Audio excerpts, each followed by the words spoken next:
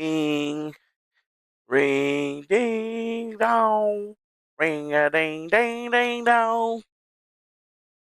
Ricky, Ricky, dong.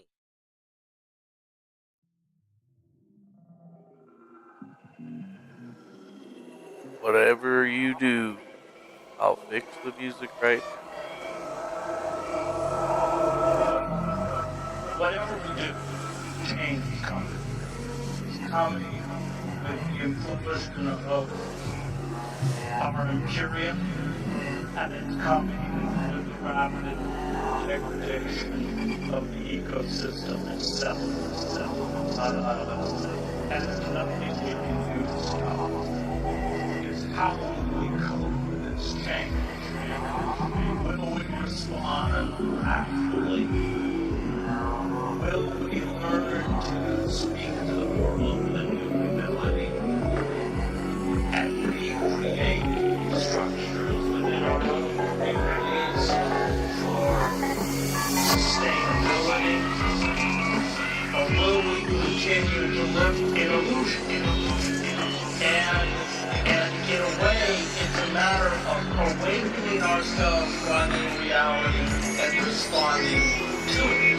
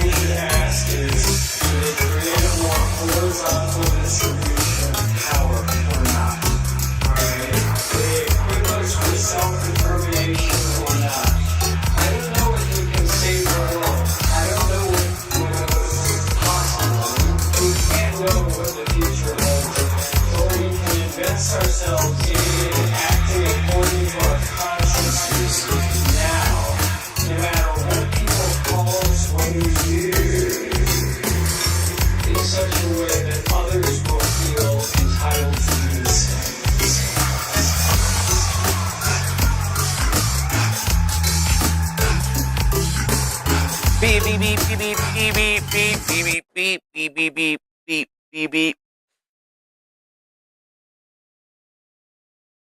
Okay, just making sure you're good over there. Well, welcome back to another episode of the Best Worst Show on the internet. I'll be your host this evening. My name is Manuel Chavez III, or the Turd, depending on how you know me. And this is the Griftcast IRL, that show that we do to laugh at people and make money off of their suffering. Wait, what? No. Yeah, that's exactly what this show's about. All right! No. Anyways, what's going on, folks? Sorry I missed you yesterday. I figured I'd take a bye day or whatever, take a free vacation. Because, there's just a bunch of other stuff. Lunchy, shout out to Lunchy. She's back there in the background wearing her little shirt thing, just chilling the heck out. It's Friday. I don't have a drink. It makes me upset. But that's all right, though. You know what? We'll figure that shit out. We just live day by day. We just do things day by day. Yeah. Anyways, so what are you guys up to? How you been? I don't know how I've been. It's been really weird. It hasn't been snowing or whatever. But yeah, JB's back around. All right. She made it back from her location. I got to go assess the damage. Because, obviously there's going to be damage. There is damage after any big old trip, right? Things get all messed up. Maybe you were overloaded, maybe you weren't. But yeah, we're going to go back out to Walker tomorrow and check that out. I had to go out there today. Walked out there and there was like people working and doing stuff. And I was just like, yo, what the hell? I just came out here to get the cameras turned back on. What the heck? Now I know why they're off. So it was a really interesting time, to say the least. I just drove out there because I was like, oh, the cameras are off. Okay, I'll just go out there. And then it was like dudes working in the yard with like powered equipment and shit. And I'm just like, hello, who are you? I was like, who are you? Apparently, Cherie's got some work crew working for her or something like that. That's cool. But yeah, I think the greater story is even better, but we figured we gotta check and see what the heck's gonna be moving forward in the future. But I mean, actually, it seems to be not so bad overall. That's why I feel like it seems to be not so bad overall. But still, we gotta figure out what's gonna be happening with that and how we're gonna move forward anyway. Although one of the cameras I think got stolen or something. I don't know. A pole fell over. It was on. Busted off. I looked around all over the place for it. I couldn't find it. So some tweaker or something must have walked off with it, which is really funny. To be perfectly honest, it's like, what are you gonna do with it? Oh, bro, look at what I got here. I'm gonna set this up in my house. I mean, they do. You know what that means. Anyways, I guess I should shout out some people in the chat. There's V in the chat. Hello, V. How are you doing, person? What is up to Nate O? He finally made it to a living stream, he says. I like that, living stream. Yeah, that's what we are. We're just living, man. We're on the line. I'm over here on the line. I just put myself on the line right there. The clothespins on, and then I just fucking, move myself along the line. Clipped onto it. Who said that you can't move around on the land? On the line. Okay? I put stuff on the line. I move it forward. It's a good deal. We got J.R. Riggs in the chat. Nice to see you, J.R. Riggs. Always a pleasure. Hello, CV. Nice to see you. Looks like you guys are probably just sitting there bored with your Starlink, trying to figure out what y'all are going to do next. That's pretty cool. Nice to hear from you. Nice to see you. And honestly, I guess we got some news today. There's two things that are happening today. Well, a couple of things. And then some other things are happening. I mean, I have two big news stories for you guys today. And then we can go into just whatever's happening in the regular news because people are getting confirmed. Motherfucker, executive orders are getting signed. I mean, what the hell am I looking at right here?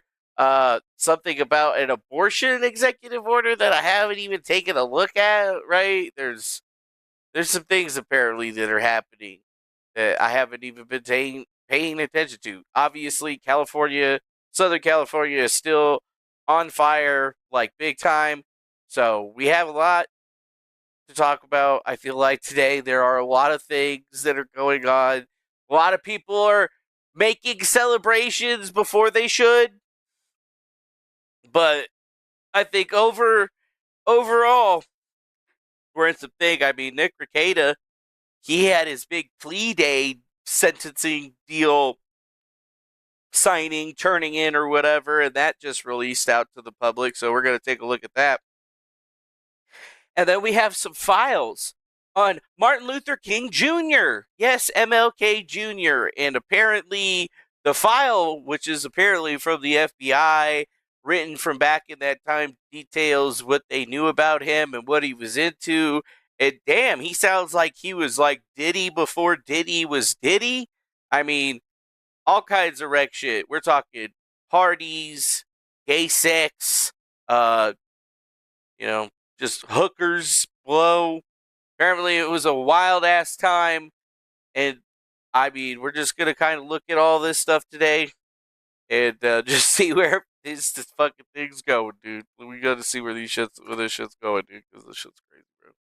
This shit's crazy. I figured the first one that we should probably start off with, since it's probably one of the big ones here, is since we're going to be looking at documents today, it seems like there's some documents out there that are today. This particular document apparently comes from the state of Minnesota, the county of Candahowa. And, it is regarding the state of Minnesota versus Nicholas Robert Rekieta. And it's a petition to enter the plea of guilty in a felony case pursuant to Rule 15. Yep, that's right. We have finally had some motion. All of these different pre-trial plea hearings have happened, and it has come to everyone's attention now that it is a 100% official. So this is like at least going into the next court date, I should say, right? Because there are going to be more court dates, and everybody's been following what's been happening with Cocaine Cowboy Lawyer, and it looks like Cocaine Cowboy Lawyer just pled guilty to having cocaine or some other drug sentence. And he's guilty of it. He's agreeing that he's guilty of it, which is pretty freaking crazy, if you really ask me, right? And just to be clear, there are still court dates that are here. Today was just the plea hearing, and it looks like we finally got the actual plea, but we're not going to have more understanding of if the judge is 100% going to sign off on it and then see what the actual sentencing is going to be from a judge. Because right now, basically, this is what you would call a huge-ass recommendation. So the state has agreed, the person is agreed, and now the only person that's left to agree is going to be the judge, and the judge is going to look it over, make some decisions, some interrogatories, whatever. But it looks like we're actually going to have that hearing on the 18th of April at 10 a.m., which is really interesting. We had the one here today, and this is where the document that we're looking at today is coming from, but I mean, it's kind of crazy, right? Like, he told everybody he didn't do it. There was extenuating circumstances and a whole host of other things, but here we go. Here we go. He's admitting to it. He is saying, I admit to it, and blah, blah, blah, and it gives us everything, right? Like, it's just like somebody just scanned the document in that he actually signed and stuff like that and uploaded it there. You can tell, too. And it even talks, you can see that there's actually mistakes on the document, which is a little bit funny, right? For something something so important, you would have felt like they would have been able to just, I don't know, printed out another one and just wrote it over. But, I guess I don't know how do they do these things, because like half of it is actually written in and some of it is actually scribbled in pen, right? And then some of these things are already pre-highlight selected, and some of them are X'd out with an initial and another thing. So just even reading through this whole fucking thing is actually a little difficult. It's like, you couldn't have just started it over, just printed out another one and just redid everything. Like, come on, man. This ain't that fucking hard. But overall, it's a lot of legalese talking about how, he hasn't been, shot in the face or threatened with getting shot in the face, and he's of sound mind and body and soul. Well, maybe not soul, but he's of his own volition. He is voluntarily pleading guilty to this case because blah blah blah blah blah. And honestly, it's kind of crazy to think about that. This is exactly what he said he wasn't going to do, but it seems to be the best thing in his mind for himself. because I guess he thinks he can keep himself out of trouble, which is pretty interesting to just, throw it out there or whatever. So I looked at this thing and read through it. Oh, hi, Lunchy. Oh, hi, Lunchy. Oh, thank you for those lovely besitos, mi amiga. Como estás, mi amiga? Anyways, yes, there's Lunchy right there for you. Hold on, let's switch to the Lunchy cam real quick. Ooh, look at the cutest puppy.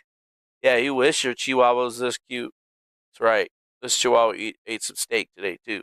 Yeah, she ate the steak today. I'm getting her nice and fattened up for my emergency food. Just kidding.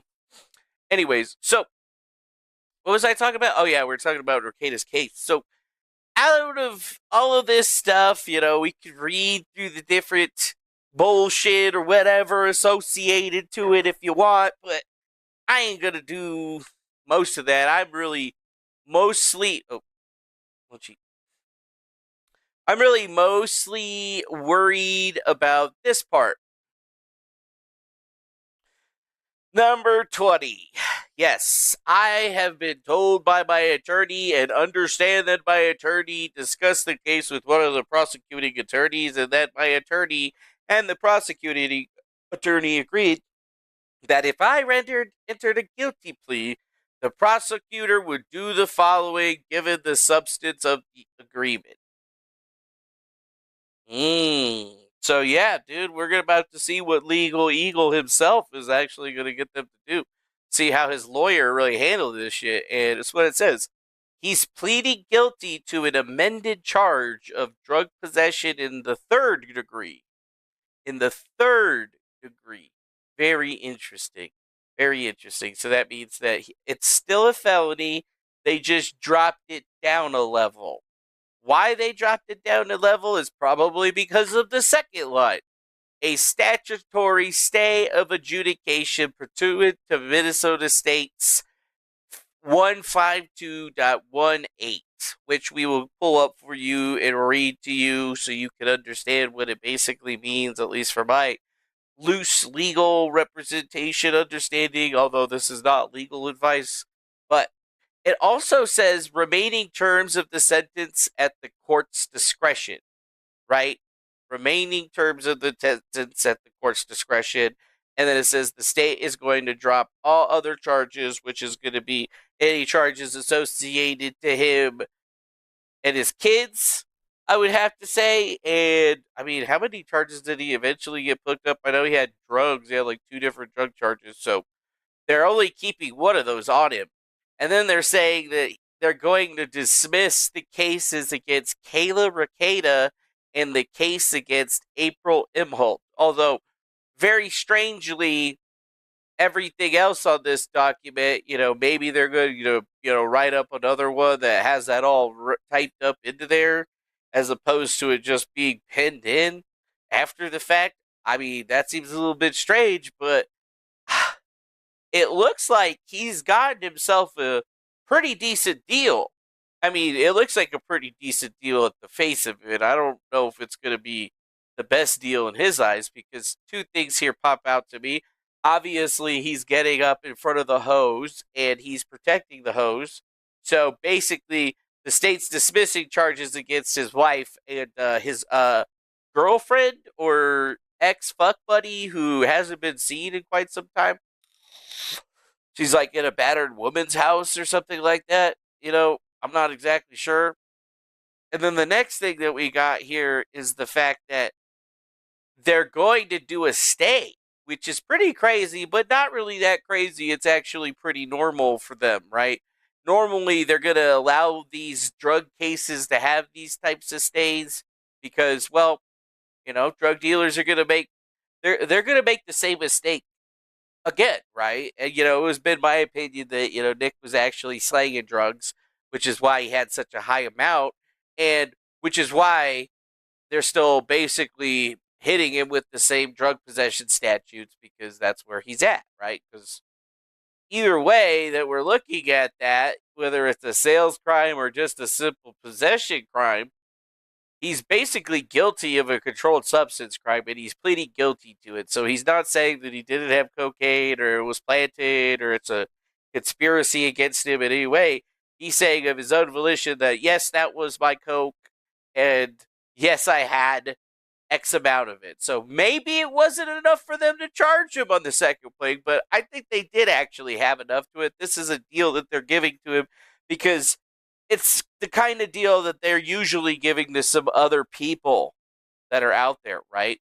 And if you look at the subdivision for the penalty, it says a person convicted of the subdivision 1 or 2 may be sentenced for imprisonment not more than 20 years and a payment of a fine of not more than $250,000. And it says in the prosecution of either of those, if the same person in 2 or more counties within a 90-day period, the person may be prosecuted in any county for what the sales or acts had occurred. So what it's basically saying is that he's possessing it, they're dropping it down and saying that he's had a little bit less than a weight and he didn't have any heroin or fentanyl, basically, right?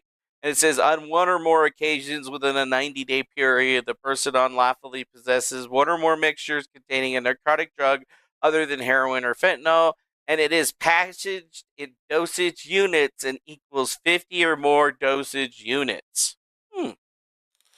Or on 1 or more occasions in a 90-day period, the person unlawfully possesses an amount of a Schedule 1 or 2 narcotic drug, or 5 or more doses or units of lysergic acid dimethylide, or 3,4-methoxycycline amphetamine, or 3,4-methoxycycline and methamphetamine in a school zone, park, public housing zone, or drug-free treatment facility. So look at this here. Just to be clear, right, about this whole entire thing, is that he's still admitting to a very, very serious crime, which is a felony, right? This is a felony. It's going to be on his record as long as he keeps himself out of trouble, basically, is what they're saying. And if you look at any of the law or legalese that comes from lawyers in Minnesota talking about the mixtures of what they had, this is a pretty big thing. He's not getting hit with the location-based offense. He's getting hit with the quantity-based offense. And this quantity-based offense that he's getting hit with is basically playing the crucial role of how they're charging him. So they're giving him basically a little bit lesser of a deal because he was originally on number 2, right? Number 2, and that's usually saved for people that are 100% fucking provable to be selling drugs. And I think that's what they don't have in his case. Is they have it he has enough weight to basically distribute, and he might have had baggies and stuff like that set about, but overall it's basically saying the state can't really prove that he was a big distribution, so they're kind of lowering it to make it a little bit easier. And I think it's possibly because when you look at the other statute, which is the discharge and dismissal statute from Minnesota, it allows the deferring of prosecution. And I actually know what this is about because I've done this before myself for a DWI. And what was it I had a DWI a long time ago, and after 10 years, I was able to basically defer it as long as I did, what the court orders and didn't get another DUI in a 10-year period. They would sponge it from the record, right? And then it also, same thing goes for first-time drug offenders. Say if you get a paraphernalia charge, you can get that charge dismissed as long as you basically follow the court's discretionary on some type of, court-ordered period where you go to a fucking place for Alcoholics Anonymous or Drugs Anonymous, and they talk to you about heroin and all kinds of other shit, and you got to be sober. So it's clear to me that there's a lot going on here, but the guy's basically not out of the wood yet. And this is something that's always been on the table for a lot of different things, but it says basically deferring prosecution for certain first-time drug offenders. A court may defer prosecution as provided in paragraph C for any person found guilty after trial or upon guilty plea in a violation of these sections. And it says paragraph 2, 3, 4, 5, or 6 for the possession of a controlled substance who have not participated or completed a diversion program and has not previously been placed on probation without a guilty judgment and thereafter been discharged. And also has not been convicted of a felony in this chapter, including felony level attempt of conspiracy, or has been convicted in the United States in another state for a similar offense that would have been a felony under this chapter if committed in Minnesota, unless 10 years have elapsed since the discharge of this sentence. A court must defer prosecuted as provided in paragraph when a person is found guilty of a violation of subsection 2. Which one is this subsection 2? Yeah. 5th degree. That doesn't seem to fit what is this one? 3rd degree. Cool. See that right there? Controlled substance crime in the 3rd degree. That's basically what they're putting it down to so that they can actually defer his prosecution. Right? And what it says is that he's still going to have to do whatever the judge orders him to do, but after that discretionary period has lapsed, he can get the felony dropped off of his record if he doesn't commit any more drug-based offenses, which is kind of insane. Not exactly what I think a lot of people were thinking that he was going to be going directly to jail, but those people aren't like me, and I think a couple other folks out there that basically kind of already said that he's going to obviously plea, and he's going to be basically put onto some court-ordered diversion program, and that's exactly what the hell we've been looking at here for this man's right here. So that's basically what it's saying for him, right? And it says, if the court does not approve this agreement and the case... I have absolute right to withdraw my plea of guilty and have a trial, and any testimony that I have concerning the guilty plea cannot be used against me unless I'm charged with the crime of perjury based on the testimony. So I think it's a pretty interesting situation, right? Like, he's putting himself in this really interesting place here, because if you look at what it says on the 3rd line here, remaining terms of the sentence at the court's discretion. Right? So you gotta remember that I think some people are misreading this thing. They basically think that he is completely 100% out of the woods and scot-free on this, and he's getting away with it. And that's not what this is saying right here. It's saying that this is what the prosecutor and him have agreed upon, and now it's up to the judge, basically, on the sentencing hearing to accept it and then sentence him. So guess what? He ain't out the woods. It doesn't seem like he's actually gonna get fucked though, but there's a strong possibility here, right? So basically, it's not like he's won just yet, because he can't get caught with drugs ever again in his home state. So if he gets caught again with drugs in his home state, that means that the case can be reopened by the state at the exact same place as where it was. And that's what I think a lot of people aren't really understanding here, is that, he's going to keep that felony plea if he gets caught with a little bit of weed, he gets caught with a little baggie of coke, makes a little mistake one time. That's when things start to come back on him, right? And even more so is that we don't really know what the judge's plan is. I mean, maybe the judge has already agreed that, okay, this is what we're going to do, and here's the sentence that I'm willing to give you. But as I understand it, it's just the attorney generals, or it's the lawyers talking this out, and it's still up to the judge at the end of the day what the punishment is going to be. So the judge could look at it and decide, hey, guess what? I'm not accepting this.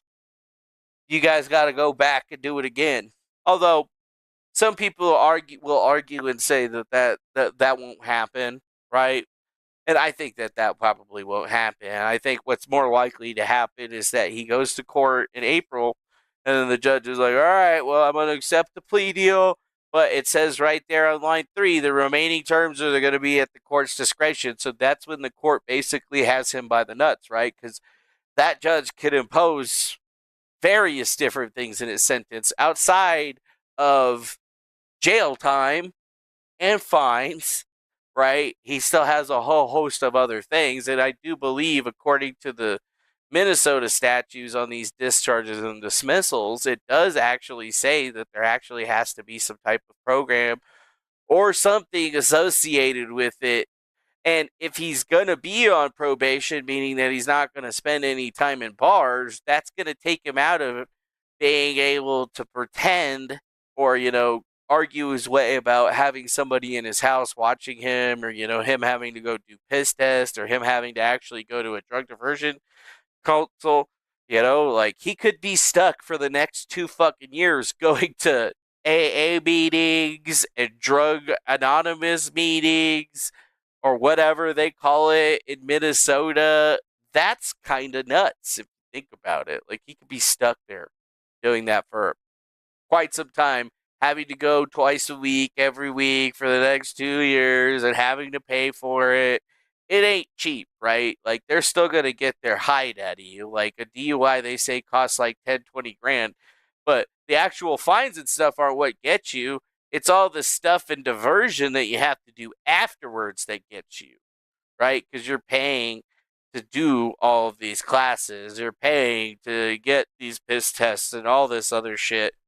So it's not like he's out of the woods just yet. And I mean, shit, the judge could still say, hey, okay, I accept the plea deal, but, I'm going to put you in jail for a year first to really make it sink into your head.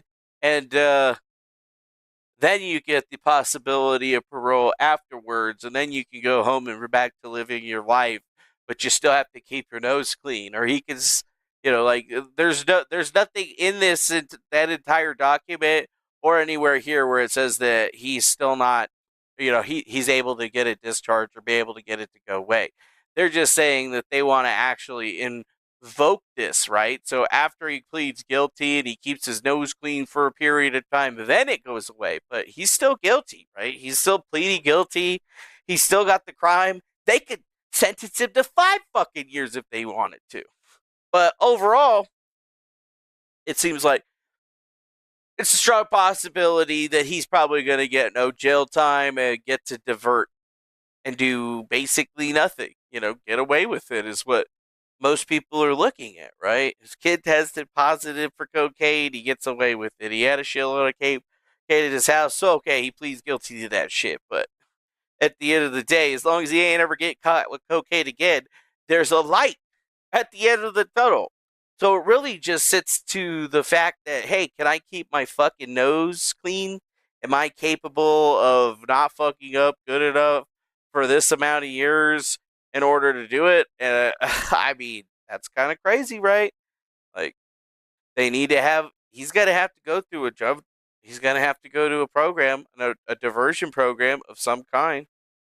And if he hasn't been, and if any of this other stuff hasn't been a part of it, and since he hasn't been convicted of any felonies, he's, capable of doing this.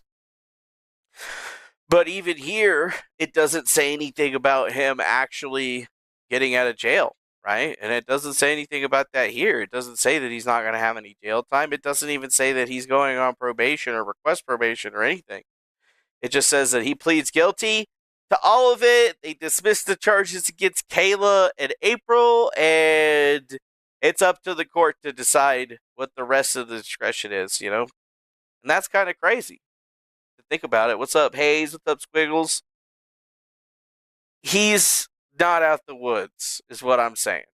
Dude's not out the woods. I wouldn't be doing any type of celebration lap if I was him at this point. I mean, this is kind of just basically saying that, yeah, this is for real. I had a substance abuse problem. I'm going to get better. It was a one-time thing. You'll never find me with this kind of thing ever again. And if not, I'm giving you permission to basically throw the entire book at me.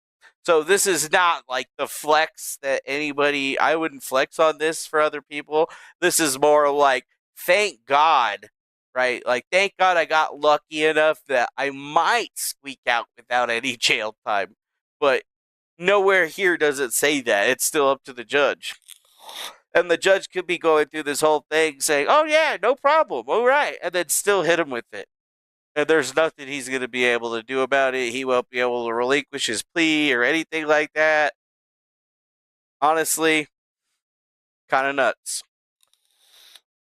It is kind of nuts. But wait, here. The maximum penalty the coast can impose for this crime is imprisonment for 25 years. If a minimum sentence is required by statute, the court may impose a sentence of imprisonment not less than NA months for this crime. So there's no thing. If felony driving while impaired, he didn't do that. Right? That my present probation or parole could be revoked because of the guilty plea to this crime. Right? So he could still get thrown into prison. They could still put him into jail and process him. He ain't 100% out of the woods, guys. That's what I'm saying. Ain't nothing there. They're still saying that he could get sentenced to up to 25 years, but it says that there's no minimum sentence. And it says, if a minimum sentence is required by statute, the court may impose a sentence of imprisonment not less than blank, which says not applicable. Hmm.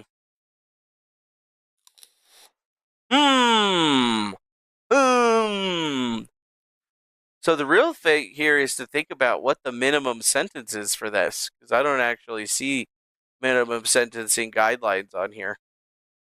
All I see is a 90-day period probation, and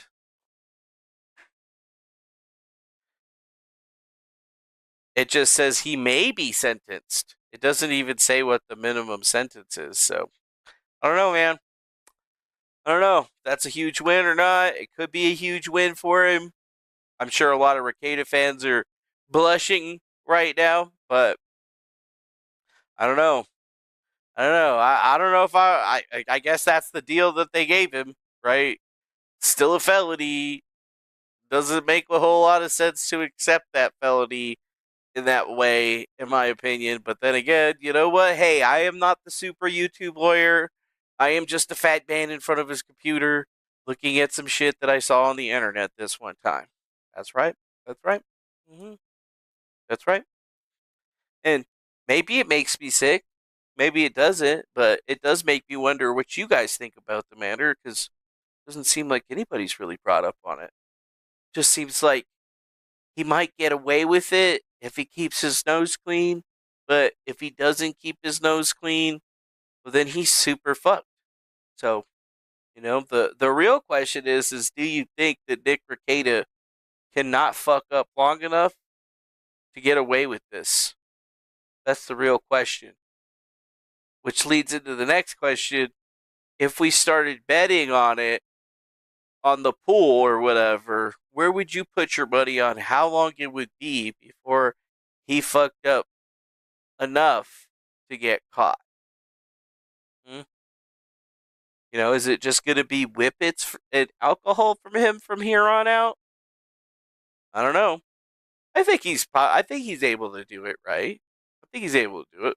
I stopped doing like any kinds of real drugs like 7 years ago, and I pretty much stopped cold turkey. Same with drinking. I'm fine. It was a little rough there for a little bit without the alcohol, but I don't see it as something that should be difficult for anyone. Maybe if you're on heroin or something. I don't know. I don't ever do that shit. I wasn't a heroin junkie. No needles. Me no likey needles. No thank you.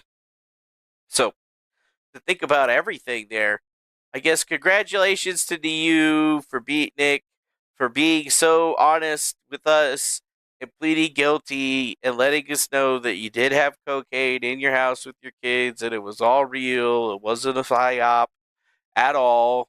It wasn't nobody planted it in your house. You're being a man. You're owning up for it, and you're taking the shot for the girls. And I mean that's commendable, right? If you're stuck in the rock of the hard place against the man, and you protect some people, and you're willing to put your balls on the line like that with that plea deal, then you know what? I mean, you get a smidgen of respect for me. Okay, you get a smidge of respect for the first part, but honestly, I still don't understand, what you're thinking, right? Maybe you just want it to be over, but yeah. Unless you're like slipping that judge a bunch of money from the sale of your house that we don't know about, and he's gonna make sure you stay out of jail. I wouldn't have accepted that without any provisioning of that nature, or at least, the sentencing guidelines that were being requested by them, right? Kind of just, kind of seems crazy. Stopped antidepressants cold turkey and it screwed up your brain. Well, yeah, that's what happens with antidepressants, because they screw up your brain. And some people's brains are already screwed up, so they're supposed to take it, so it's supposed to be all normal because your brain's like a zipper putting different chemicals together. But some people's brains are putting the zipper together in a weird fucking way with different stuff. Whatever, you take the antidepressants and it's supposed to make the zipper more zipper. But then if you take antidepressants all the time and it's making your zipper go like that, your body gets used to it. So then when you stop taking them cold turkey, the zipper just like, what the fuck? I don't know what to do again. And then you just get all fucked up again. If that makes sense. It's all about the zipper, though. It's all about that zipper. What the hell? Monograph Live! Monograph Live! That can't be him. Oh, ain't no way. Ain't no way. Ain't no way. No, I think that actually is him. Wait, how come can I go to channel? That ain't him. That ain't him, bro. What does that say? It's got 4K subscribers and only 5 videos. Is it him? It's only 6 years ago, 9 months ago. It's probably him. Maybe. I don't know. It says it streamed 7 months ago. Whatever. It's not him. Maybe it is. I don't know. What I do know is that Monty beat him in court, right? He still owes Monty $300 for the last time I heard. That's court ordered, dude. I was just trolling him when I was trying to get that $1,000 out of him. I can still use that $1,000 right now. Somebody want to send me? Anybody want to just like send me 10 grand, just like cuz? That'd be cool. Can't hurt to ask, right? I never asked for shit. Just ask this time. Whatever.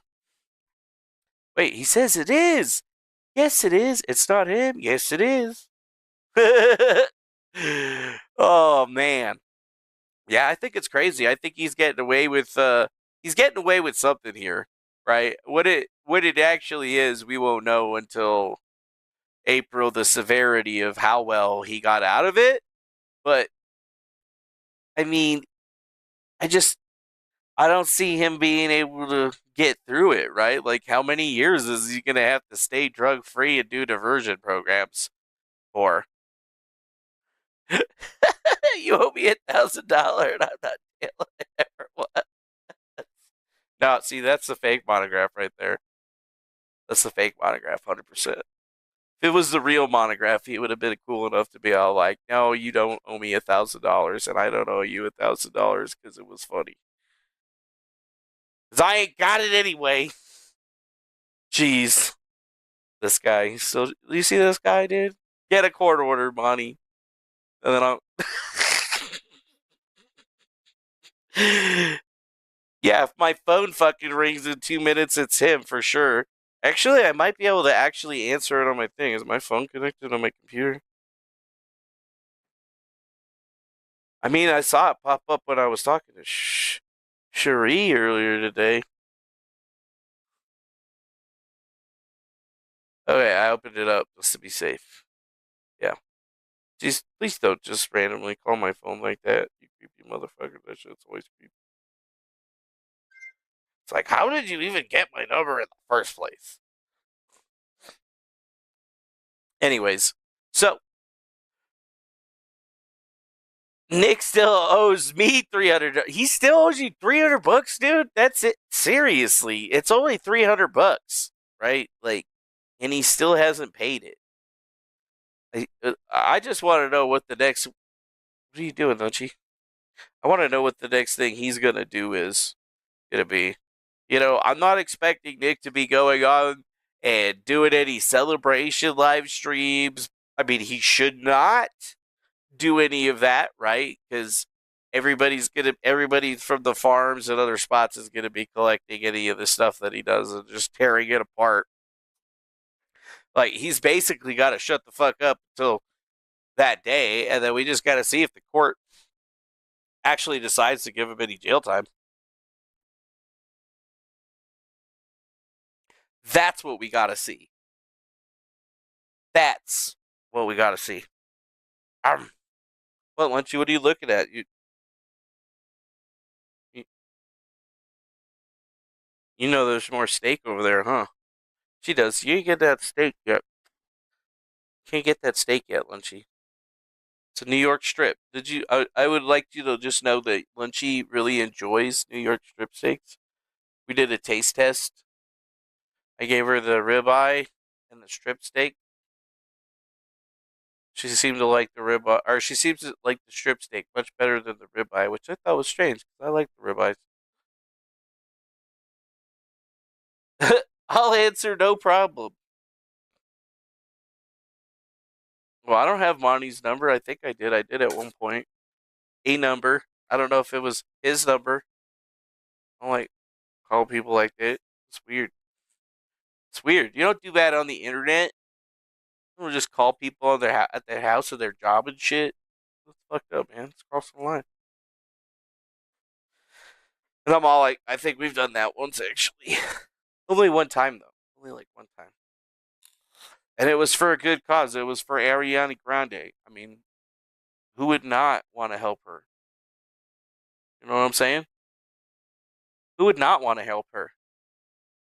I don't know though, you know? I feel like this whole thing with Nick has been pretty substantially drawn out, but it's coming to a pretty quick end, right? Like I'm surprised that they were actually able to come to terms and that he actually he actually wanted that. And it just doesn't make a whole lot of sense, right? And yeah, I agree with you there. Ariana definitely does look pretty weird right now. She needs to eat some sandwiches. Like, she needs me to be her husband, and then we need to feed her sandwiches. Lots and lots of sandwiches. Yeah. So that we can get that booty back. She's looking real skinny.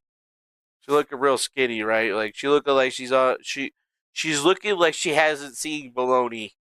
She hasn't seen a bologna sandwich in like fucking at least 5 years, right? Like, that girl needs some bologna. She needs a little bit of that processed American cheese. You know, at least two of those sandwiches a day for like the next 6 weeks. You know, just to get her,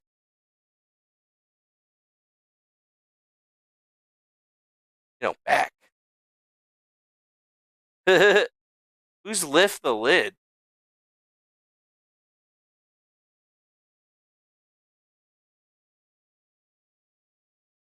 He had not a bad breakout, but I believe the judge accepted it today. Yeah, they probably gave it into him, but if the judge accepted it, that's fine. We just have to wait for a sentencing agreement. There, Grifty. Oh, you mean lift the veil? Okay, that makes sense. Actually, lift the veil makes sense. He said lift the lid though, and I was like, I've never heard of that guy. Right? Everybody's got fucking acronyms for everything. Yeah. I guess they are talking about lift the veil. I don't know though. You know, the judge, even if he accepted it, doesn't say anything about him not going to jail. And it doesn't say anything about what the sentencing guidelines are or what they're going to put him on. And I'm pretty sure the judge is not allowed to just tell him, even if it is behind closed doors or whatever, that, okay, well, this is what we're going to sentence you at. They got to secure that guilty plea before they do any of that stuff. And then even then, it's at the final discretion of the judge, right? So either he's going to get probation, right? Probation, diversion program, can't fuck up for a year, 2 years. I can't see it going longer than 2 years, I guess I should say. But this whole thing definitely seems a bit suspect, right? It definitely seems a bit suspect. Do not disturb, so I stop getting fucking pop ups. Oh, yeah. Oh, he's behind? Well, what the fuck? Now it's gonna take him forever to get to that. So yeah, Grifty, whatever. So I mean, there's a possibility that he could still get some jail time, even if it is like 3 months, 6 months, 1 year, 5 years. But I don't know, right? I haven't actually looked at all these cases, and then obviously there's all the mitigating factors as far as what the judge generally does and how the judges tried cases in the past with the similar situation. I don't know. All I do know is that, he's got a light at the end of the tunnel and he just needs to not fuck up, right? Like, that's basically it. I mean, I did it. I think he could do it, right? He could do it. He just got to take his time. He got to take his time. Uh-oh. Monograph person's removing all of his messages. Removing the messages. Yeah, I don't know what that was or you're typing in there, but here, wait, hold on a second. I bet you I still have it.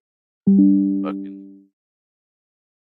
Well, stupid fucking phone. No, I didn't save it. I don't have anybody. The only one I have of that one is. Well, I can't say his name. Because that would be rude. Because I like that guy. So I guess where do we go from here on that one? I don't know. I don't really know, dude.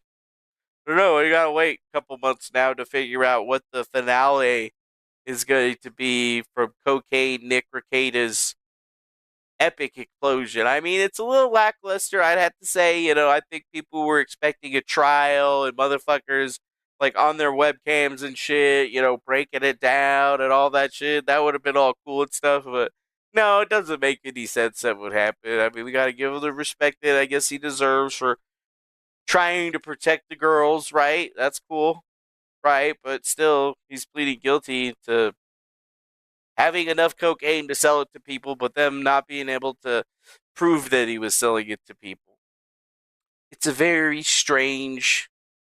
Yeah, no, I'm not. You didn't understand it. No, yeah, it was a phone number. Put a phone number. I understood it. I just wasn't gonna. Fuck. My number hasn't changed. You've called that before. Yeah, I know his messages can never be removed. I could just scroll back up or whatever on my thing and then just look at it. Unless this thing is deleted. Oh no! My overlay thing actually deletes it now when it gets deleted in the other chat too. Well, I guess that's actually lucky because that shit was hella annoying when you have to like block somebody and then fucking go delete their message on the overlay right there.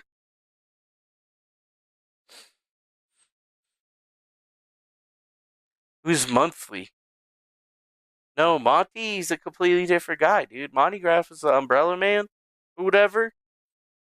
He used to be on all. He's on the internet a long time ago. He's one of the other people that has beef with Nick Rekieta because Nick Rekieta fell down the same dark trap that so many other people on the internet have found out. But yeah, Nick just kept doubling, tripling down. So like, he lost to the state because they basically got him to do a plea deal because he knows that he ain't winning that court case, nor can he afford it. And I mean, it just sucks, right? I wanted this to be a real big, like creator. Like I really saw, the Nick Rekieta fucking trial live shit. Like I really saw that being like a big, big, big revenue generator for the channel.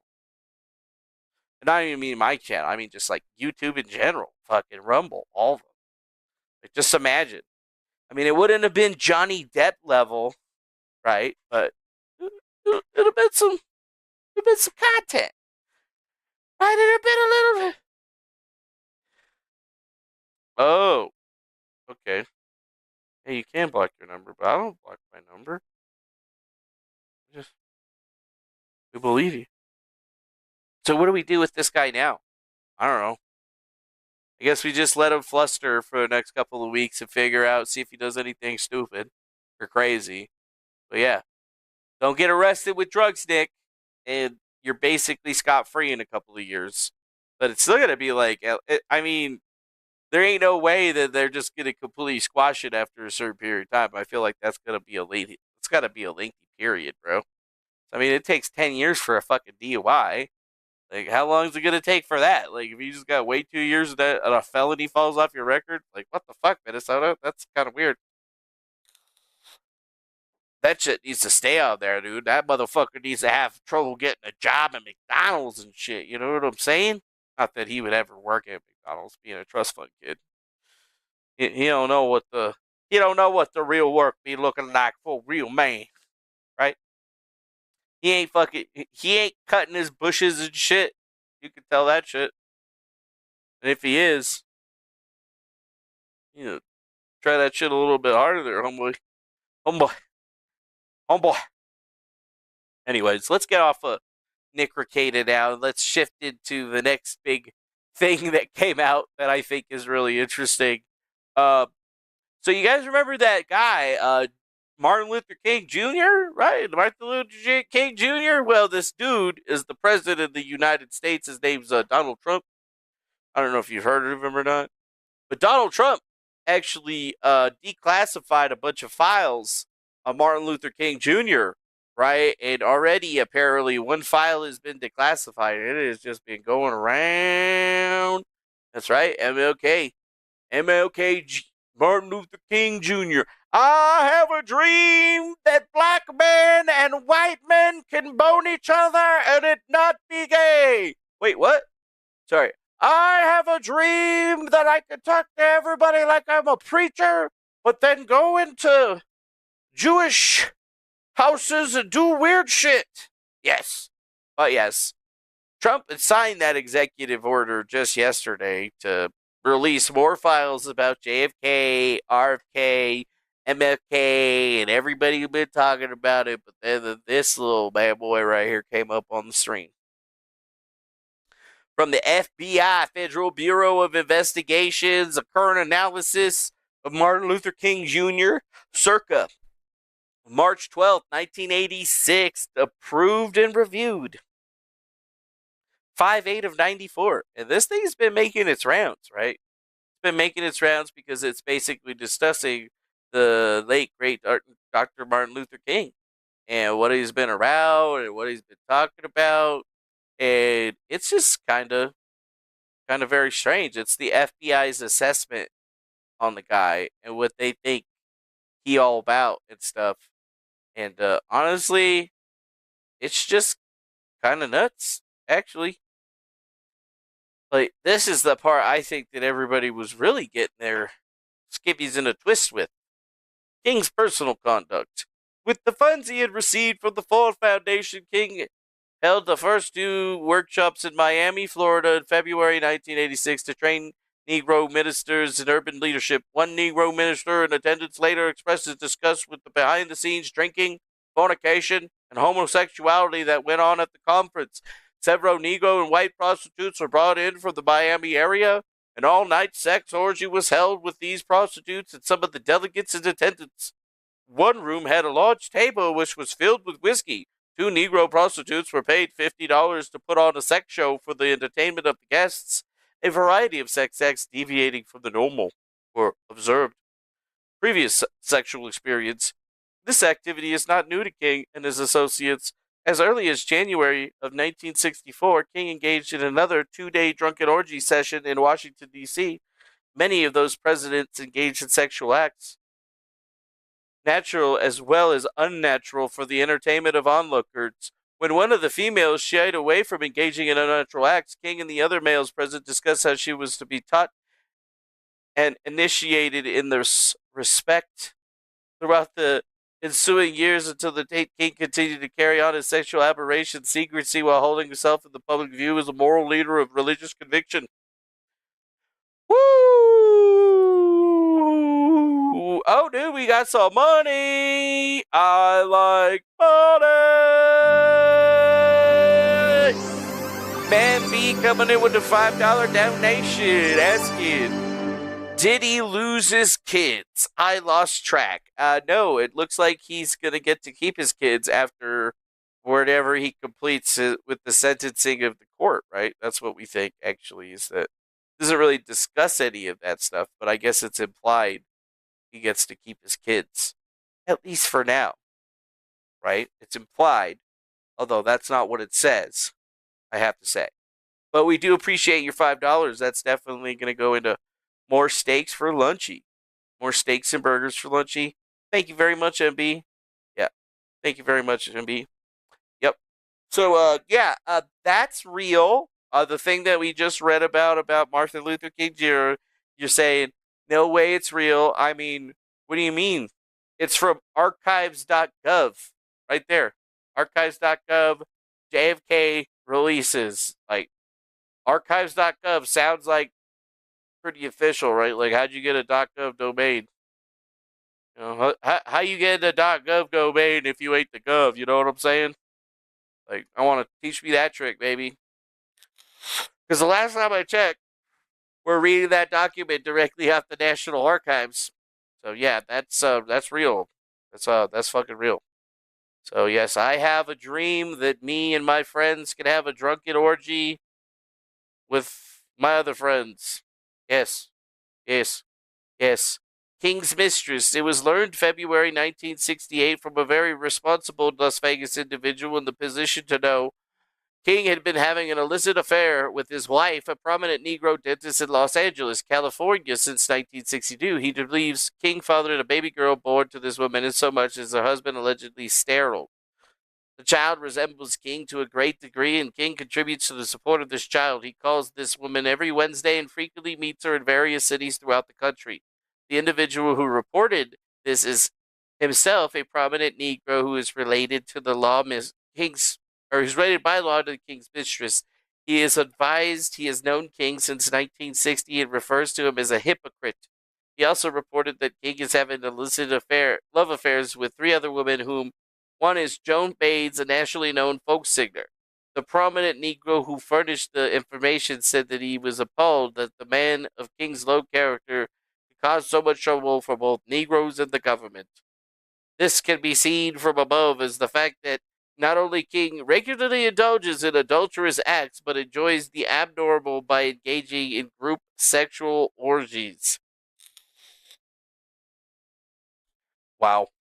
That's what it says, bro. I'm just reading what it says right there. It says engaging in group sexual orgies. In orgies. These facts about the Nobel Peace Prize winner make his remarks seem incongruous when reapplied after winning the cherished award. History has thrust me into this position. It would both be immoral and a sign of ingratitude if I did not face my moral responsibility to do what I can in the civil rights struggle. Wow, dude.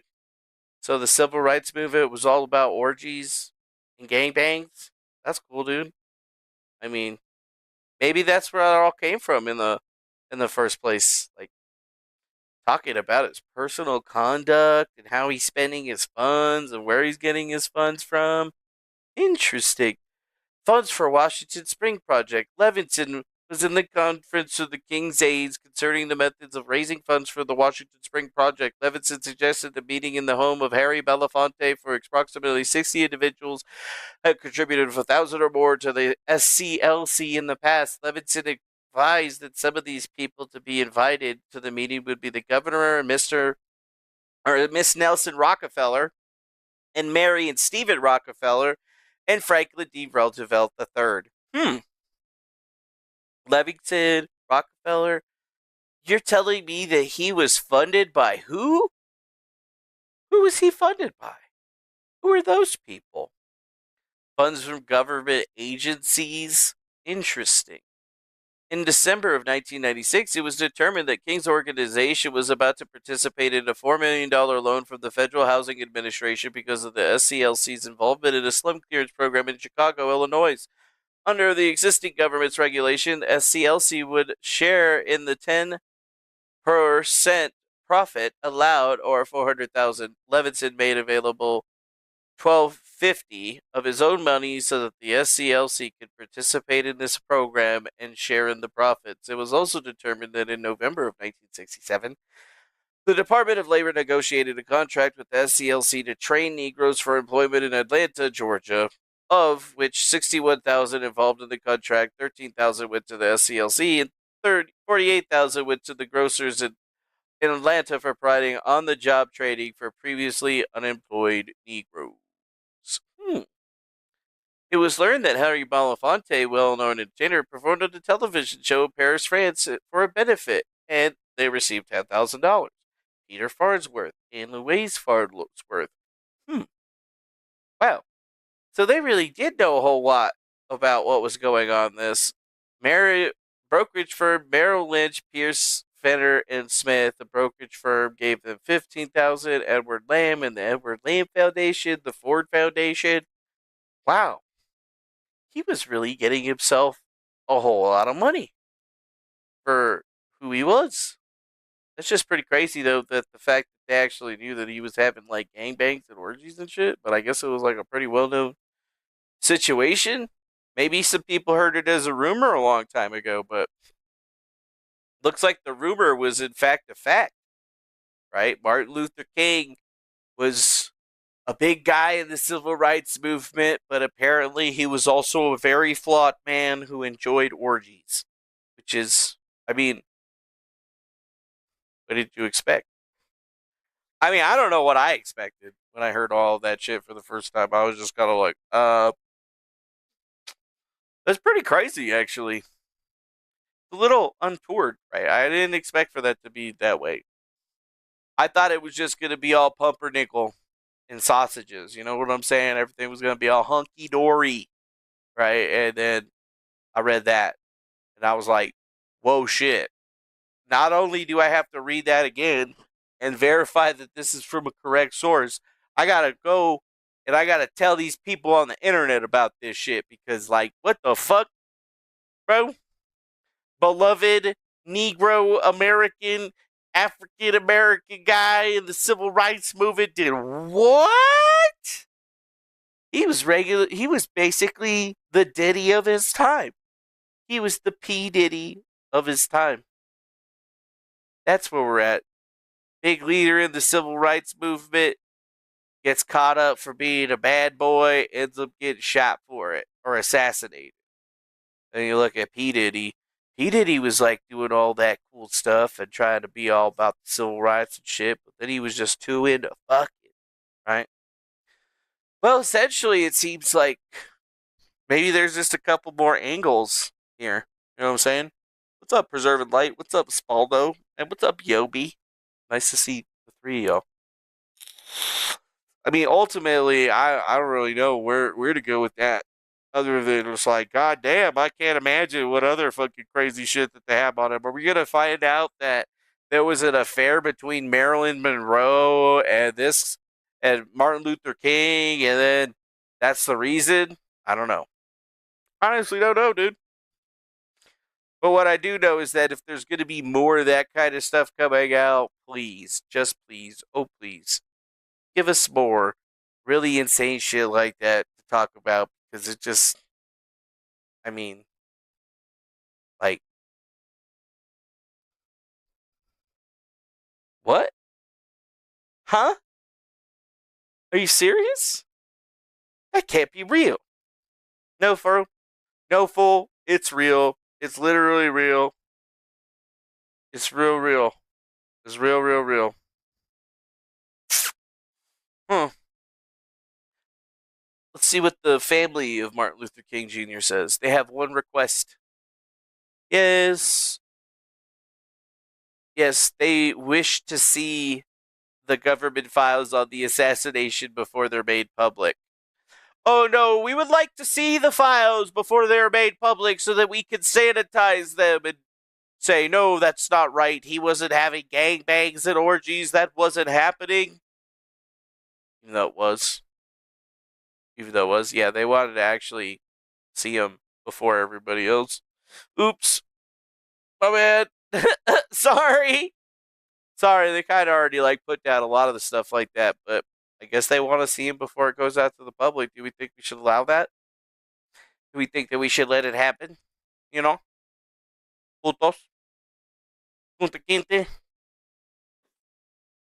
Whatever.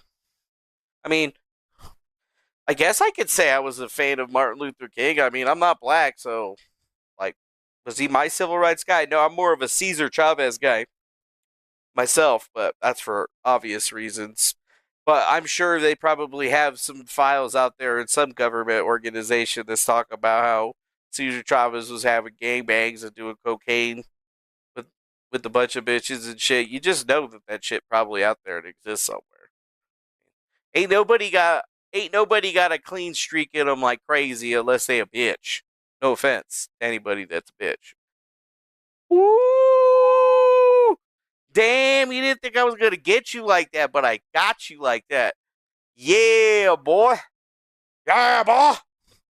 So who knows? Who knows? Who knows?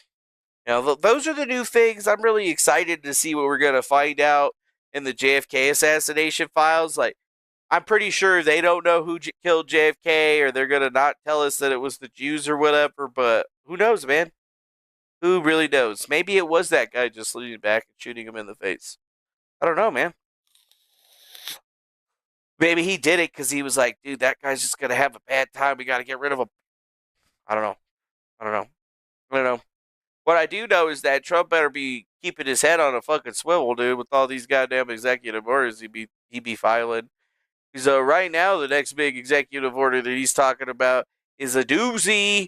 He's citing an executive order targeting abortion rights, and it is pissing off people everywhere, and I haven't even looked at it yet.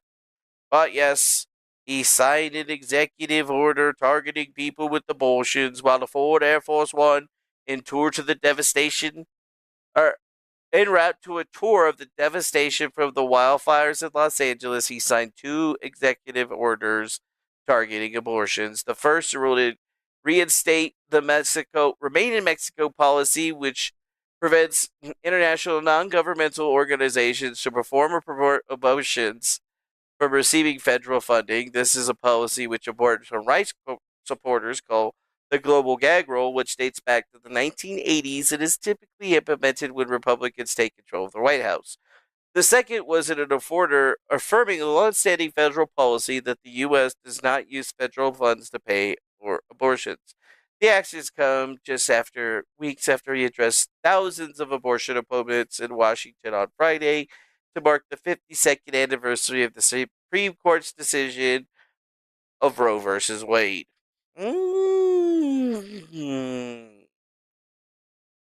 don't know how the hoods reacted to this news. They're probably just all like, yeah, we knew he was a freak, and we like him more because we do the same shit. Yeah, it's like cultural. I think it's just cultural stuff. We don't understand the culture, so we just don't. It's like understanding Jewish culture or understanding Islamic culture. We can't understand it because we haven't lived it, right? When you see somebody wiping their, when you see somebody shitting in the streets or wiping their hand with it or whatever in India, you just don't understand the culture, okay? You don't understand the culture. It's different over there, right? It's different.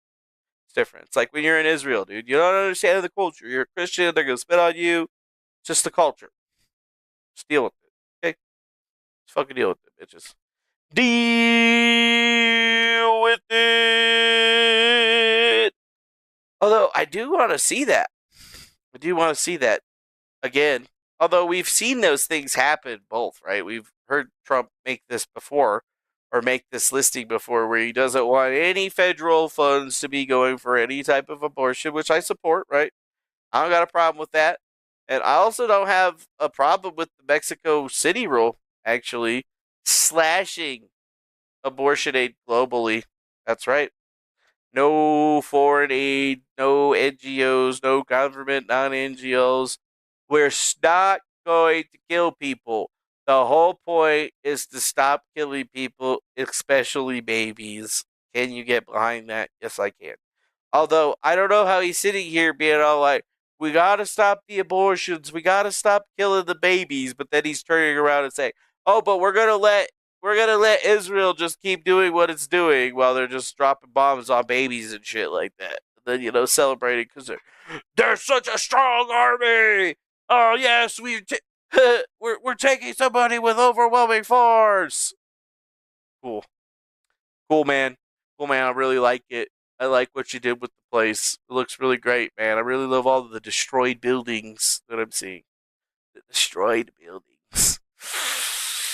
But yeah, is Trump's actually going to talk to people about fucking what? He's going to L.A.? I didn't even know Trump was going to L.A. Trump, L.A. When's he going to get there? When we going to see him? Is he going to talk to people? Dude, Trump going to L.A. is nuts, bro. Somebody's going to assassinate his ass. Are you fucking kidding me? They're going to send him to the hood in L.A.? Bro, this is exactly what they want. This is exactly what they fucking want. Are you kidding me? You gotta be joking, bro. You gotta be kidding me, bro. You gotta be kidding me, bro. Well, maybe not. I don't know, dude. Apparently, Trump's got some love in Los Angeles.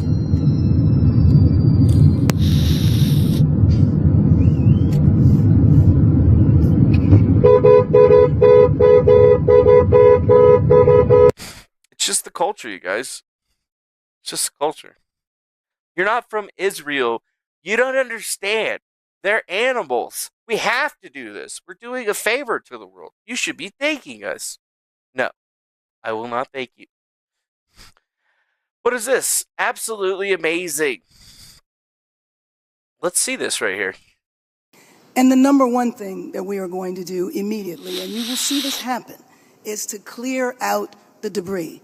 And you know we're concerned right now over the weekend because of the potential rain, but we are going to move as fast as we can, but we want you to be safe, and we want you to be back in your homes immediately. But the people are willing to clean out their own debris. It doesn't Yes, cost and a they lot. can, You and should they are let them able do to- it because No, by the they time you can do hire that. contractors, it's Right. going to be 2 years. If a family... People are willing to get a dumpster and do it themselves and clean it out. And they can There's do not that much left. It's all incinerated. That's right. There's And, not that you know, much it's left. just going to It's all take a long incinerated. time if you do. You can do some of it, but a lot of these people, I know that guy right there that's talking. I know my people.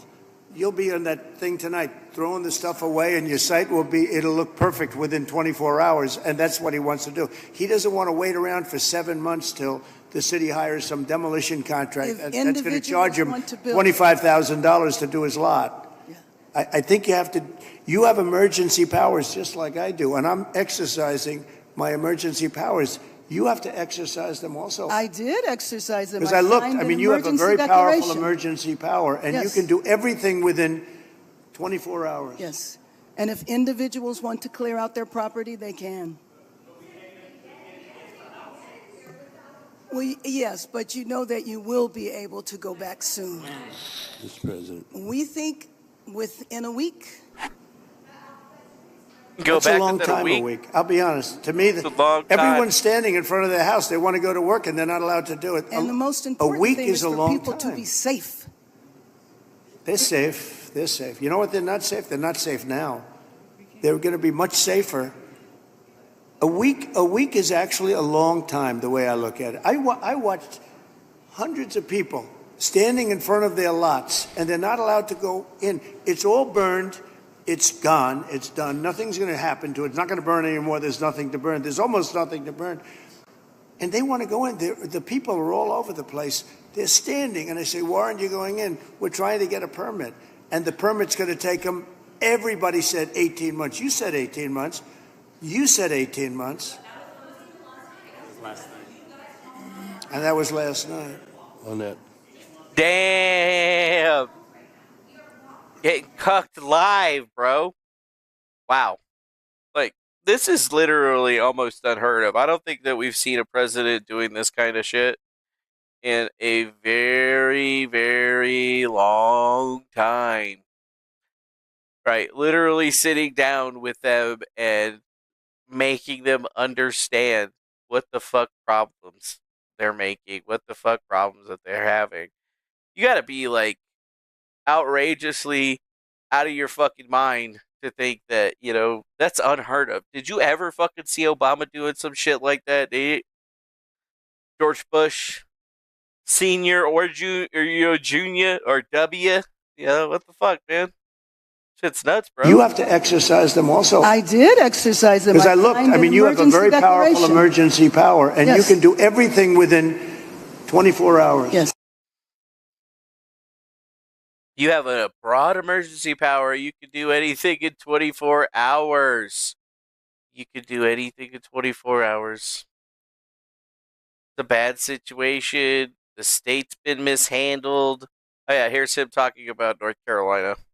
The biggest in the history of California. I think, has anything bigger than that happened in the whole country ever? It looks like, I don't want to say what it looks like, but you know what I'm going to say. It looks like something hit it. And we won't talk about what hit it, but it is a bad, bad situation. The biggest Looks like a fucking, in the history. looks like a fucking nuclear bomb hit it, man. That's what it looks like. That's what it looks like.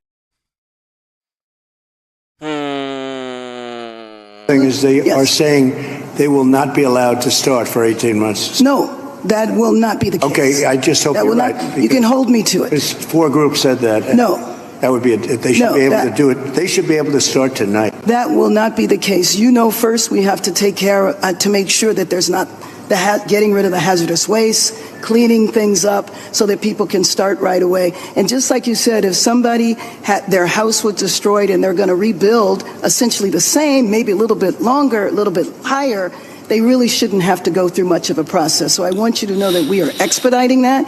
We absolutely need your help. We need the federal help. You're You've a builder. got it. I told you. You will have no permit problem. There will be 0 delay. And as far as I'm concerned, you already have the permits. And the resource. I am more worried because I met at least 8 groups of homeowners, and I'm much more worried about the fact that they said it's 18 months exactly, and they were devastated. Months. They want to start now. They want to start removing things. They're not allowed to do it now. And you mentioned hazardous waste. Well, the hazardous waste. What's hazardous waste? I mean, you're going to have to define that. We're going to go through a whole series of questions on determining what's hazardous. Nope. I just think you have to allow the people to go on their site and start the process tonight. And we will. Okay, good. You can come back and check. Mr. President? Yeah, you can go back and check. Yeah, think about that, dude. Like, why even have you get a permit? Just approve the permit. Did your house burn down? Yes, no. Yes? Is it stop burning? Yes? Cool. Okay, here's your permit to go on there and finish your demolition. I mean, it's kind of funny that we had the same almost issue with CV, right? Although her issue was a little different, right? She just didn't get the permit and then started and got in trouble. But, that's how they do it, man. California, their bureaucracy is just so far and so long, and when they want it done, they're going to just do it on their own. They're not going to listen to you. They're just going to assign them. They're going to get a warrant. They're going to assign their ability to do whatever they need to do, and then they're just going to do it, right? And I think right now, what we're watching with Trump and this mayor here, he's like, you've got the emergency powers. You could just say, okay, we're going to just forego the whole permitting thing for right now. We're just going to blanket start approving this stuff if you're in these areas. You're just going to get an automatic approval to do it. They could totally do that. They just don't want to do it because they want to make money off the bureaucracy of government and send out contractors and approve contractors and yada, yada, yada, blah, blah, blah. I mean, they don't want to approve permits for these people in North Carolina. They don't want to approve permits for the people in Los Angeles because it's their golden fucking opportunity to reshape this landscape, right? Or get to the minerals that have been held under the feet of just people that have been trying to make a living. It's no different, right? One spot, they've just failed them in North Carolina. FEMA just failed, right? And the bureaucracy is shown. And then in California, the fucking mayor's trying to argue with him, but he's like, you have like the most power to do this. You could just do it. Just do it. And even then, oh yeah, we're going to do it. We're going to do it. No, you could do it right now, right? You could just make one fucking phone call. Make it happen, and then go sign the fucking paper. But they're not doing it, right? And they're not going to do it because they don't want them people to finish that shit. They want it to be completely different. Permits.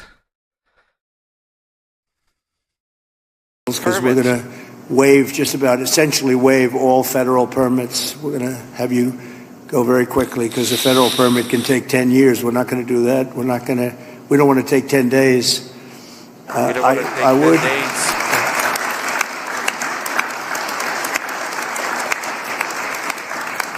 So we're declaring this a national emergency. By doing that, I can give you immediate permits. I'd ask that the local permitting process be the same. Oops. some of the people were saying they're going to be forced to wait 18 months for their permits, and I don't think you're going to do that. I can't imagine that. So they are literally in a position right now they'd like to start tonight, and they'd like to start tonight. They'd like to start tonight. And you know what? They should let them start tonight. They should let it happen, but is it really going to be there? You know, they're committed. They're committed to getting those people help tonight. And there should be no reason that they can't restart unless there's a plan, right? There's some kind of meticulously formed plan that is going to allow them to make that place look completely different.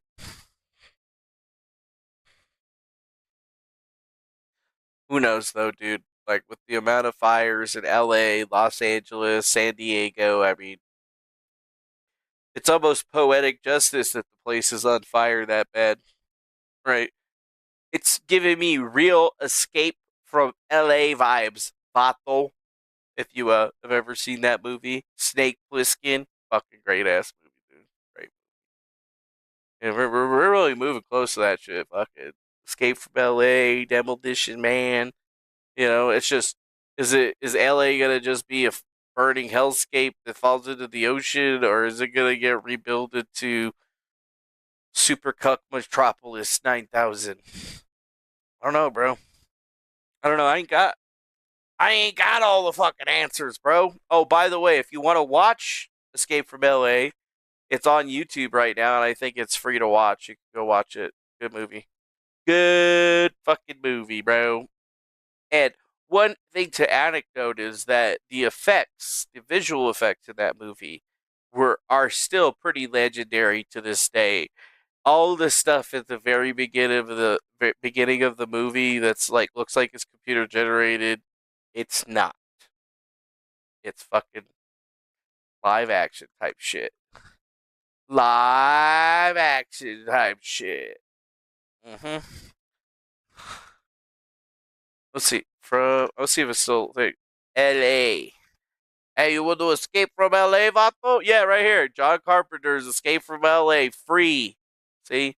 So now you don't even have an excuse. You're watching this shit on YouTube probably. You can go watch Escape from L.A. That movie's fucking badass. Goddamn.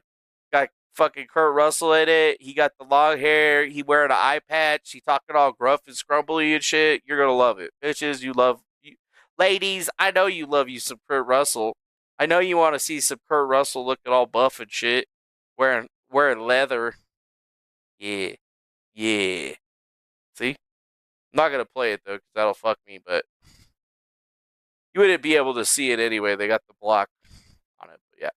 The man in the patch is back. Call him Snake. Kurt Russell rejoins filmmakers John Carpenter and Beverly Hill to the Big Orange, what they did at the Big Apple and Escape from New York, with even more futuristic thrills and slam bang actions. Into the 9.6 quaked Los Angeles of 2013 comes Snake Plissken. His job waved through the ruined LA landmarks to retrieve a doomsday device. Don't mix the excitement as Snake surfs Wilshire Boulevard, shoots hoops from the Coliseum, dive bombs the Happy Kingdom theme park, and mixes it up with the wild assortment of friends, fiends, and foes. Yeah. Check that shit out, dude. Oh, yeah, and in the first 20 minutes of the movie, you'll find out that they talk about a designer virus that was created, given to Snake Plissken, and the virus is supposed to kill him within, like, a certain amount of time, or whatever. So, yeah, real futuristic stuff. Oh, and the doomsday device is, like, some sort of nuclear Armageddon weapon that basically takes out all of the power all across the world. It basically sends everybody back to the Stone Age, like a global EMP type thing. Very, very cool. Very cool ass movie. I like it. You should watch it. The EMP Satellite Network. That's right. That's what it was about. The EMP Satellite Network. Good fucking movie. Good ass movie. Great movie. I mean, honestly, if you don't think it's a good movie, I don't know if we can be friends. If you think it's a bad movie, we can't be friends. You need to get the fuck out of here right now. That was not a Russian salute. I was pointing. You just didn't see my finger pointing. I had to fucking say that shit. You know, I want to end up like Elon Musk over here and shit. You know what I'm saying? Jesus Christ. I'm already towing the line as close as possible. I'm already towing the line as it is. You know what I'm saying? I'm already towing the fucking line, bro. We're already towing the line, son. It's okay, though. That's okay, though. In other news, Pete Hegseth has been approved. Yes, he has won his Senate confirmation hearing, and he has been approved, and he loves Israel, so we're all fucked, baby. But yes, he overcame allegations of sexual assault, public drunkenness, and questions about financial mismanagement and 2 veterans groups that he won at. But he still was able to win after a 50-50 vote with the J.D. Vance casting the tie-breaking vote. That's right, and he is now going to be on the cabinet. He's got his confirmation, and I mean, honestly, seems pretty interesting, right? Some people are really happy about it. Some people are not really happy about it. I just gotta say, well, good for you, Pete Hegseth, Secretary of Defense. You know, just remember that you're defending the United States, not Israel. You fucking bastard. That's what I gotta say. You gotta say. Yeah, even Mitch McConnell voted against him. You know, like I don't usually agree with Mitch McConnell on a lot of things, but who else were they really going to get? I don't know. I don't know, man. There's just something about the guy. I look at him and I don't like him. He's got a really unlikable aura. There's something about that guy that screams danger, Will Robertson. Danger. Danger. Danger. But everybody else seems to love him, so I'm not allowed to have an opinion on him or whatever, so that's fine. That's fine. I ain't worried about it. It's okay. It's all good. It ain't a problem. But, you know, somebody else that Trump got confirmed, Mr. Marco Rubio, another fan of the Jews. This guy right here loves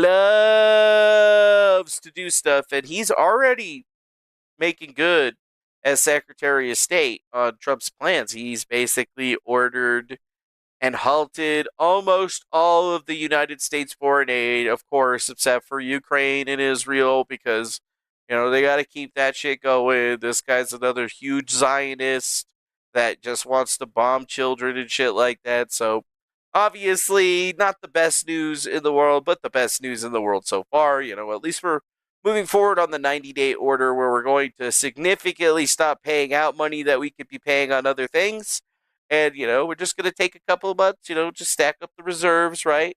You know, we get everything set up. This person gets their little cut. The rest of it just sits in the account or whatever, and everything looks good. And then we do a nice batch transfer drop every quarter. So, you know, we stack up for the year, or we stack up for the quarter, and then you get a batch drop so that we never leave more than a certain amount. Yeah. Uniparty rhinos, these guys, they love each other, dude. They love it. They love their jobs right now. They really, really love it in such a way.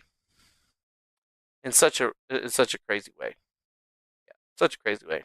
I don't really know though. Should we be happy about it? I'm not really happy about it. I mean, it is what it is at this point, man. You know, we made it into the good zone. All I can really hope for is for inflation to go way the fuck down and gas to go way the fuck down so I can pay off all my shit by the end of this year. But that's my only big hope for my year, at least, is just survive and get that car paid off. You know? I feel like, man, yeah, Trump's in, so business should be good. We should be able to make shit happen, right? Work should be coming down the pipeline. Should be able to get things done. People should be able to take vacations. We should have a good ass fucking time. Just need to take care of shit. That's what I'm really worried about. Is just getting shit taken care of and having the authority to do so. But as far as I can tell, we're in a pretty good position as a country right now. Things are looking up, right? We're in a better spot than I felt. I've felt more good about doing business too, right? You know, because I'm a guy that does business in the United States, and I don't want to have to worry about foreign manufacturing or any of this other shit. Nope. But hey, I guess at the end of the day, we got to really start seeing what the numbers are going to be on all the deportations and whatnot. Like in a week or two, I want to see what that's going to look like, right? Like how many people have been deported, criminal migrants, so on and so forth, which is something that I haven't seen just yet. But I can't wait till they start actually promoting the numbers of how many people that they're actually taking out of the country, because they haven't even deployed the troops to the border yet, but the Pentagon is planning on deploying 10,000 troops to the border to make sure that the migrants aren't going to be, yeah, doing anything. Yeah. Oh, you thought they paused Ukraine too? I didn't know if they paused Ukraine or not. I thought they left that one going. Jesus Christ. Born alive abortion survivor protected loud. That's right, baby. Mm-hmm. Mm-hmm. I just think that what we're looking at right now from Trump is looking pretty good. Although it feels like right now we're still running into problems, bro. There's still a lot of problems to be ironed out. There's still a lot of kinks to be worked out. Still got to get a lot of things done in the first 100 days, but at least now, I feel like in 100 days we're gonna be looking at a completely different country. We're gonna have a $1.50 gas, bro. Eggs. I went and saw eggs today because I went and got food, and shit, dog. I got me some. I mean, really, I just bought me some hamburgers, a couple steaks, some cheese, but I looked at the eggs because I was like, well, I got a few eggs left or whatever. Last time I bought eggs for double A medium eggs, it was $4.56, and then when I came back today for the same eggs or whatever at the same store or whatever, that shit was $7.79. I was like, shit. Shit made me feel all crazy too, because I was like, I went in and I got a 10 thing of burgers for me and Lunchy for the next week, and some stuff to make me some spaghetti, because that's what I eat. Is I just eat spaghetti, and I just cut up a burger, and I eat my spaghetti. Sometimes it's a fettuccine alfredo or something, or some like chicken and rice. But yeah, $8 for fucking 12 eggs, motherfucker. I'm not even joking you.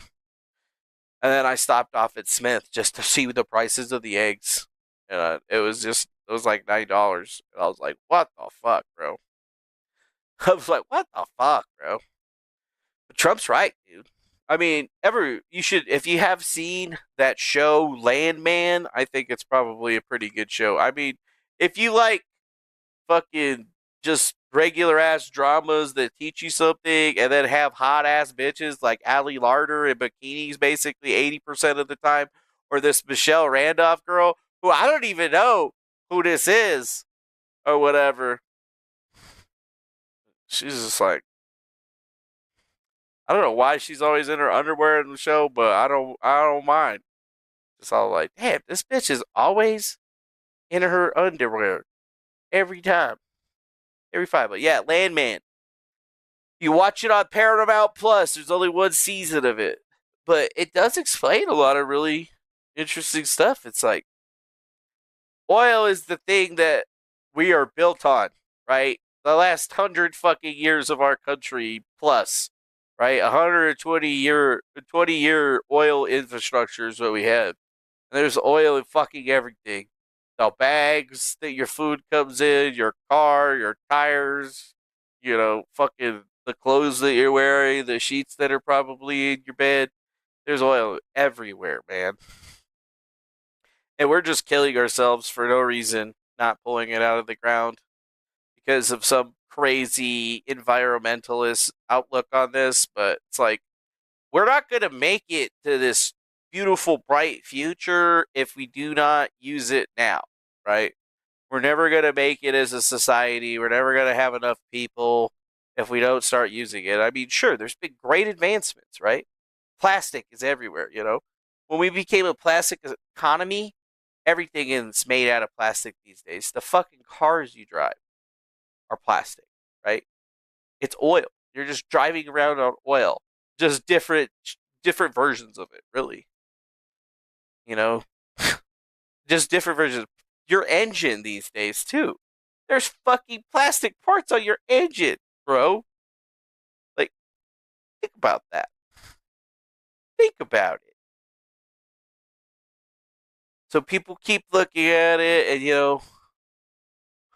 yeah, plastic world. We live in a plastic world, right?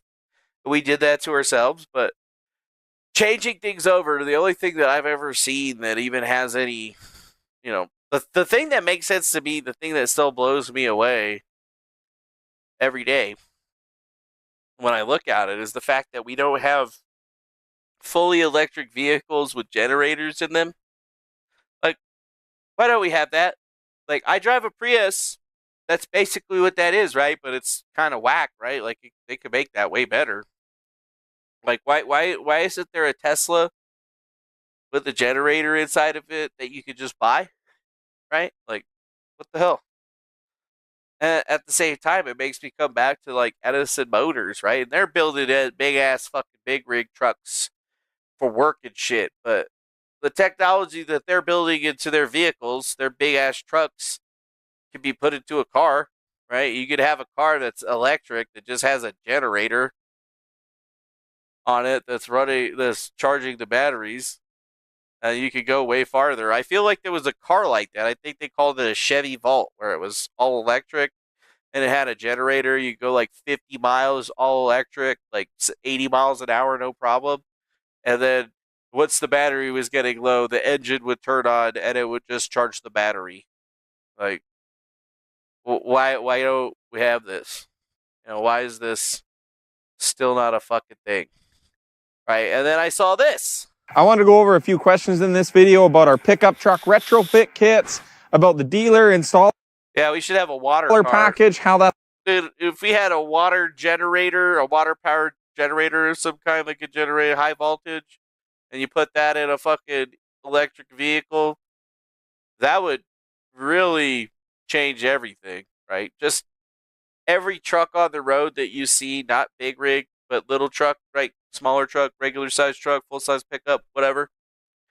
If they were electric, that's all going to look, how it's going to work, and answer some of those commonly asked questions we've gotten. First, I want to thank everyone that's reserved a kit on our website, Edison Motors, for the pickup truck section. Reserving a kit. And then if somebody just wants a full EV, say they've got an old motor and they really want to keep their old motor because they want to keep it looking original as possible when you open the hood, we could sell a generator kit that you bolt onto the back end, and then it'd be up to the installer to make this motor work as a generator. But if somebody just wants a simple drop-in kit, they've got a blown motor, we'll sell the whole kit. So there's a few different options we can play with for this. Yeah, see, I don't know why people have problems with batteries. Like, knock on wood, but I have a Prius. It's got 125,000 miles on it. I think we're still on the original battery. I don't have any problems with it. You know how you don't have problems with a battery? Let me tell you a secret. You use it. If you use a battery, charge it, discharge it, charge it, discharge it. If you use it, it'll always be good. It'll stay good for a long time, right? Like my car, that battery's good still, right? It's still gonna be good. And it's got a generator in it, right? The only problem with the Prius is that the batteries aren't big enough and the motor isn't powerful enough to get it going anywhere, right? But if all they have to do is put some batteries in it to get it going like 50, 60 miles, 100 miles maybe. Let's put it 150-mile range on a battery pack with a generator, and the generator can extend that range to 400 miles, 300 miles. Would you drive that? The car's all electric power, and the only time the engine's on is when the batteries need to charge. Yeah, you'd probably drive that. Most people would. I think that's, yeah, wasn't that the Chevy Volt? I feel like that's what that was. Right? It was a plug-in hybrid with extended range, right? Oh, yeah. 53 mile, you get a 53-mile range with 420 miles total. So basically an all-electric car right? It was an all electric car, and all it did was have an engine on it that charged the battery. I knew a person that had one of these things. It was like, that car was insane. Yeah. Have you seen trucks that run of wood? Yeah, I've seen like a wood gasifier engine. I've seen a Geet bicycle. I've seen a Geet motorcycle. I've seen all kinds of different stuff. But, plug-in hybrids like that were where we were supposed to be. And if we got that stuff put into Chevy trucks and shit like that, I'm telling you, if you gave a guy the option to have a Chevy Silverado that was fully electric that still had a fucking engine in it, right? They'd buy that. They're like, so I could still have my 25, 35 gallon tank, but it's connected to a 3-liter diesel that runs at 1 RPM and charges the battery, and I could get 600 miles out of this thing while I'm towing, or 500 miles out of it while I'm towing, or hey, this thing's got a fucking 3-cylinder diesel that's generating the power, and I can go 1,000 miles. Like, yeah, like why would people do that shit? Why would people do that shit? I don't know. There was another thing. I think it was Scout Motors, right? They're another company that came out with a new EV, but I haven't really seen anybody talking about these things. The Scout, like I remember International Scouts back in the day. Those used to be some pretty dope ass trucks, but apparently they're selling EVs now. Right, the Scout International EV, right, which is really crazy to me because, like, why the fuck would it be an EV? Why the fuck would it be an EV, and why doesn't it have an engine in it?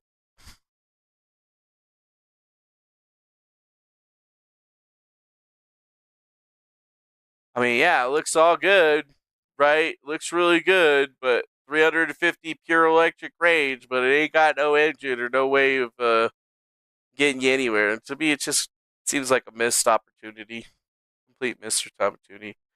Oh, sorry. A fully electric video or vehicle, in my opinion, is probably a scam. Like, I wanted to get a Tesla at one point because I was like, oh, cool. I could probably get one of these things, get it for like 400, 500 a month, and then, I could just rock it, right? But really, I just wanted to get it so that, I wasn't embarrassed or whatever. Then I realized, I was like, yeah, no, it's not going to solve my problems. So, my problem is I just want to get a truck. I want a 4x4, right? Like, we lucked out this winter, I guess, a little bit where it hasn't snowed really at all. But yeah, my goal is after I get my car paid off, is I want to get like a decent big SUV or some kind of truck or something like that, strictly for business, right? Like, I'll probably still end up driving the Prius for most stuff just because it gets good gas mileage, but I give me like a truck. Someone go drive off road it in, you know,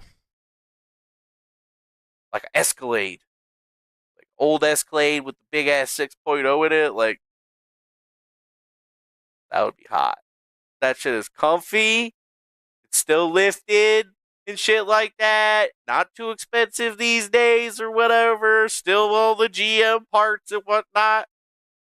And I mean, those 6.0 engines from fucking Cadillac or whatever, the big ones that they were putting in those things are pretty good. Like, I've had an old Suburban at one point, and I like the Suburban. I love that thing. I had no reason to have that big of a vehicle, but I love that thing. I didn't care that it only got 8 miles to the gallon. Like, ain't nobody give a shit about that shit. It was just putting it down. That was really what the fun of it was. So I don't know about you. I've been really like hunting online. Like, I'd really like to get like a smaller truck, right? Like a Ford Ranger or maybe like a S10, some kind of Toyota Tacoma or something like that. So I just keep looking at it. I keep looking at it.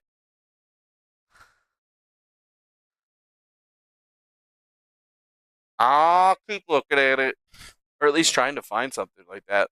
Like, eventually I feel like I'm gonna find, a nice little 4x4 that I can go tooling around in. But really, if I'm ever going to expand my business or whatever, I'm gonna have to. I'm gonna have to. It's just too bad that all those sick ass old trucks that CV had over at her property, we sold them or whatever. That would have been dope. Rebuilding one of those, but I'm still fucking years away from being able to afford any of that shit unless, win the lottery or some shit. I don't even think we could play the lottery here in Nevada, so I'm really fucking messing up. I'm really screwing up, to be perfectly honest. Yeah.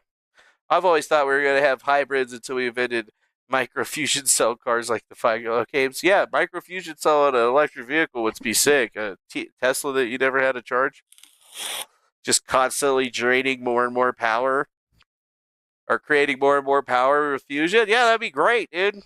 That would be sick. How are you going to stop it? That's my question. And then if it just keeps running all the time, where does all the extra power go? Where does all the extra power go? Where does it all go? Where does it all go? But yeah, with that, I guess I'm done. That's another episode in the bag. We got some money today, so it's officially a griftcast. I can appreciate that. I can appreciate that. We talked about our topics that were both very interesting and crazy. Nick Rekieta, congratulations on being guilty of being a drug addict and letting everybody know that they were correct on that particular thing. We appreciate that. I hope that the judge is, I guess, lenient with you and doesn't throw you in jail, but still kind of open up into the air until April. Martin Luther King Jr. was a freak, orgy freak, super freaky. You super freaky, yow. I think that James Brown song is about Martin Luther King Jr., to be perfectly honest now. Yep. Maybe that's where he learned it from. The world may never know. Maybe we will know. But with that, I'm pretty much done for the evening. So I appreciate y'all coming out, hanging out with us, chilling out, but it's all over for me today, my friends. So I hope you have a good rest of your evening. Be safe out there. Hit that like button, subscribe, share this with your friends, or not. It's totally up to you if we're successful. And either way, thanks for being here with us. We hope you have a great rest of your evening. Bye-bye now. Bye. See you later. Be careful out there. Don't do anything I want to do. Or do. Just it's up to you. Later.